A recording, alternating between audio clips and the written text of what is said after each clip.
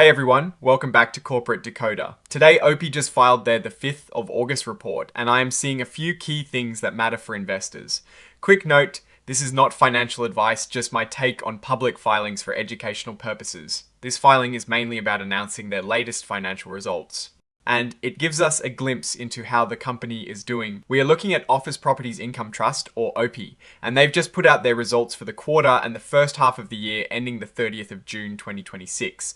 This report is a standard way for public companies to share their financial performance. Essentially, O.P.I released a press release summarizing their financial performance along with a more detailed presentation.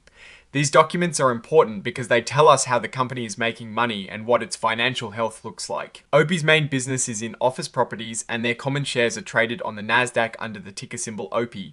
We'll be diving into the numbers they've shared to see what they tell us about the company's current standing. The earnings presentation, which is Exhibit 99.2, is where we'll find the real meat of the financial details. These presentations are usually designed to be understood by investors, so they often highlight the key performance indicators.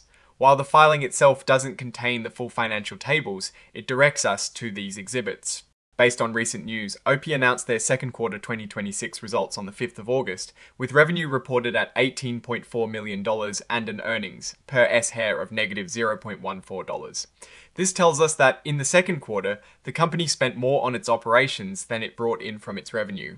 Looking at the broader market context, O.P.I's market cap is around $409 million, with its stock trading at $18.62. The 52-week range shows a significant drop from its high of $49.69. This kind of price action can signal investor concerns or changes in market sentiment towards the company or the office real estate sector in general. We've also seen some activity from institutional holders. Aegon USA Investment Management LLC holds about 57,113 shares, which is a small percentage, around 0.3% of the company. Other holders like IFP Advisors Inc. and CKW Financial Group hold very minimal amounts. There is also news about holders planning to sell a significant number of shares, which could put downward pressure on the stock price if there is a large supply of shares hitting the market. Now let's consider what this all means. An earnings per S-share of negative $0.14 indicates the company is currently losing money on a per share basis.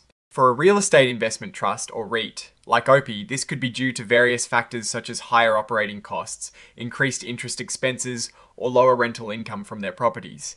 The fact that revenue was $18.4 million suggests they are generating income, but not enough to cover their expenses. When we see a company in the office REIT sector facing these kinds of numbers, it is important to consider the broader economic environment.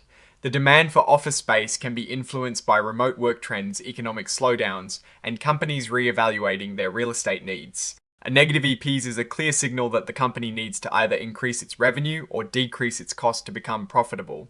Historically, companies with negative earnings and declining stock prices can face further challenges. For instance, if a company consistently loses money, it might need to raise capital through additional share offerings, which can dilute the value for existing shareholders, or it might have to cut costs, which could impact its properties or services. The fact that they are issuing these results via press release and presentation means they are trying to communicate their performance to the market. Investors will be looking closely at the details in those exhibits to understand the reasons behind the negative earnings and the company's outlook for the future. Key areas to watch would be occupancy rates, rental income growth, and any strategies the company has to improve its financial performance. My biggest concern is the sustained negative earnings. Per share, while one quarter can be an anomaly, if this trend continues, it raises questions about the long-term viability of the current business model or the company's ability to adapt to market changes. What I am actually looking for is a clear plan from O.P.I on how they intend to turn this around and achieve profitability. Oh, and the research tools I actually use are linked in the description. They help keep this channel going. That is my take. Stay decoded. If you found this analysis helpful, please like and subscribe for more. Join our Discord for further discussion.